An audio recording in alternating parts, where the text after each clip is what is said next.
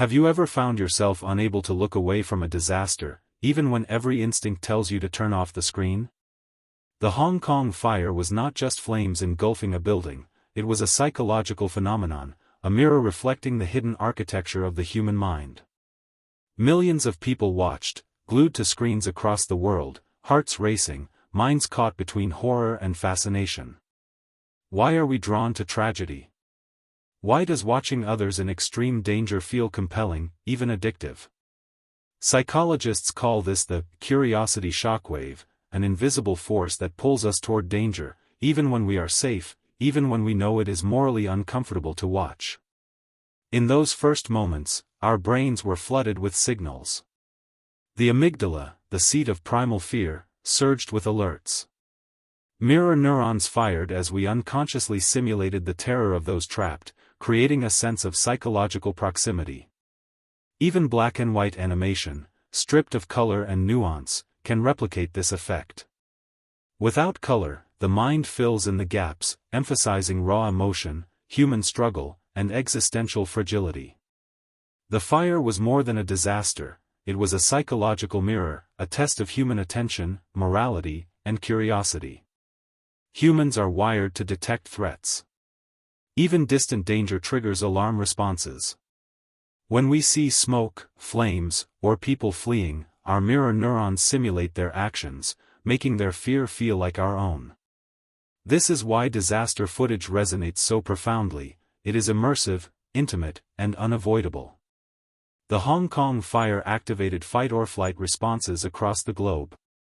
Yet, fascination and dread exist side by side.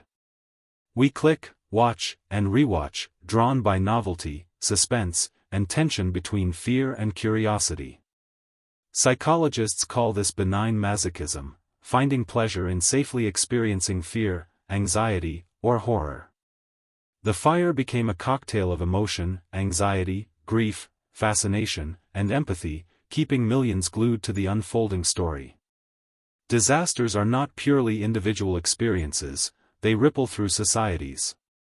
Millions witnessing the same event share emotions in what psychologists call emotional contagion. Fear spreads, grief multiplies, curiosity intensifies. Social media amplifies this effect, turning private trauma into a global psychological event. Black and white visuals heighten the resonance. Stripped of color, the focus is expression, movement, and vulnerability. Shadows, silhouettes, and abstract smoke carry meaning. The mind unconsciously completes the picture, creating a collective empathy that transcends geography. The fire became more than physical destruction, it became an emotional and cognitive experiment. We were observing behavior, panic, heroism, and helplessness, all while our brains tried to map meaning from chaos.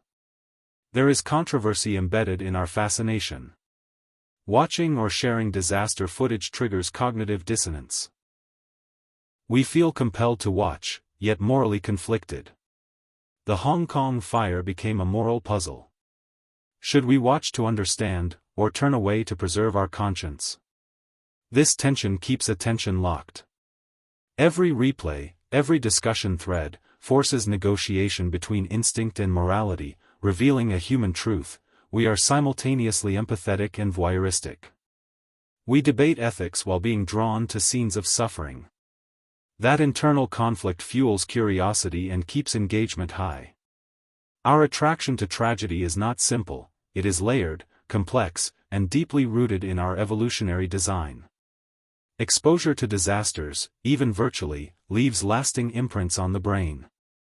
High-intensity stimuli enter long-term memory with unusual vividness.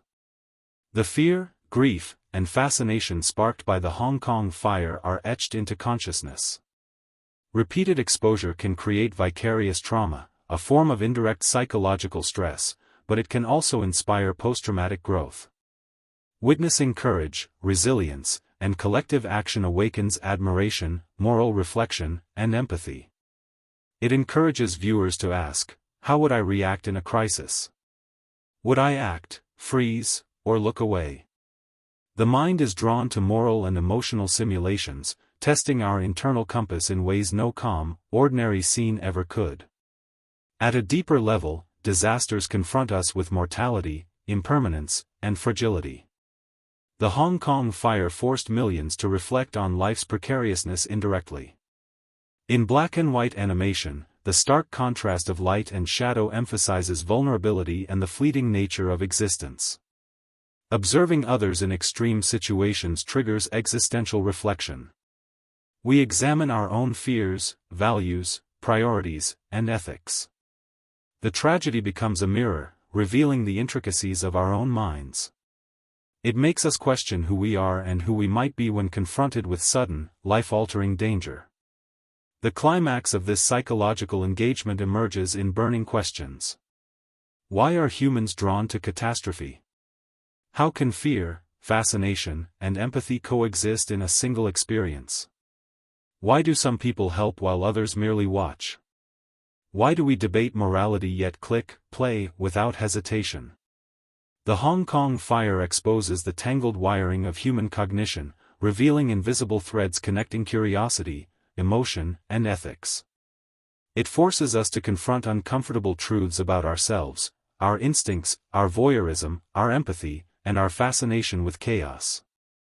The global response to the fire also highlights social dynamics in crisis situations. We see collective behavior, from the heroes who risk their lives to the passive onlookers whose presence adds to the spectacle. Psychologists suggest that observing heroism triggers vicarious pride and admiration circuits in the brain, while observing panic triggers stress and anxiety circuits. These overlapping emotional responses are why viral content captivates and spreads. It combines morality, drama, and raw human emotion in a package that is irresistible to the human brain. In many ways, disasters like the Hong Kong fire act as psychological magnifiers. They reveal what people are capable of under pressure: the courage to save others, the paralyzing fear, the instinct to flee, and the complex moral calculations that occur in seconds.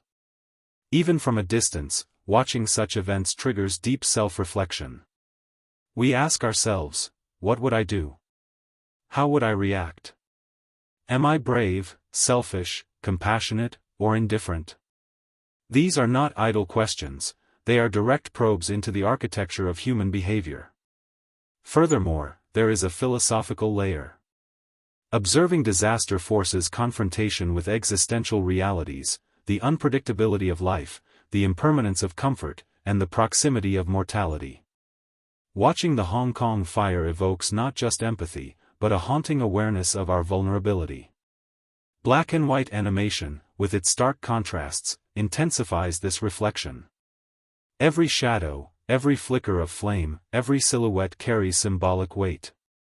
It transforms raw events into a meditation on life, death, and human resilience. The psychological shockwave extends beyond the screen. When millions experience synchronized fear, fascination, and empathy, a collective consciousness emerges. Emotional contagion spreads through social media, sparking debates, reflections, and even activism. The fire becomes more than a local tragedy, it becomes a mirror reflecting global human instincts, curiosity, and morality. This ripple effect demonstrates the profound interconnection of humans, emotionally, cognitively, and socially.